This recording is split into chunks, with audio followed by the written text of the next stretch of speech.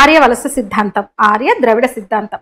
పాడిందే పాడరా అంటూ పాచిపళ్ళు వేసుకొని కమ్యూనిస్టులు పదే పదే పదే పదే పాడుతున్న పాట ఏంటి? ఆర్యులు ఎక్కడో మధ్య ఆసియా ప్రాంతం నుంచి, అంటే ఓల్గా అనే నదీ తీర ప్రాంతం నుంచి ఇరాన్ మీదుగా గుర్రాలు వేసుకొని వచ్చారు. వాళ్ళు తెల్లగా కూడా ఉంటారు ఇక్కడ వాళ్ళకన్నా. అసలు భారతదేశానికి అంతకుముందు గుర్రాలంటే తెలియదు.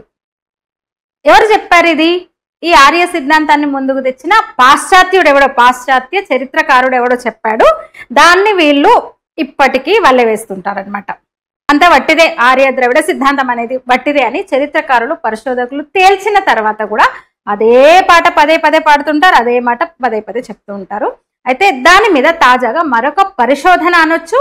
బయో ఆర్కైవ్స్ అనే సైన్స్ మ్యాగజైన్ ఒకటి తాజాగా మార్చిలో ఒక రీసెర్చ్ పేపర్ను పబ్లిష్ చేసింది. ఓల్గా ప్రాంతంలో క్రీస్తుపూర్వం 7 నుంచి 5వ సహస్రాబ్దం వరకు జంతు అవశేషాలను పరిశీలించిన వివరాలు అందులో ఉన్నాయి. ఈ అధ్యయనం ప్రకారం అంటే కులన్ ఔరోక్స్ వంటి వన్య జాతుల వేట నుంచి ఎనియోలిథిక్ కాలం నాటి గొర్రెలు, మేకలు వంటి పెంపుడు జంతువుల ఉనికి మీద ఈ రీసెర్చ్ జరిగిందనమాట.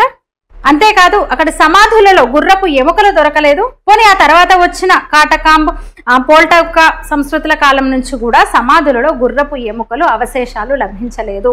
అందువల్ల అక్కడ గుర్రాలు ఉండేవనేది, అక్కడ గుర్రాలు ఉండేది, ఆ గుర్రాల మీదనే ఇక్కడికి వలస వచ్చారు అనేది కేవలం ఊహాగానం అని ఆ రీసెర్చ్ స్పష్టం చేసింది మరొకసారి.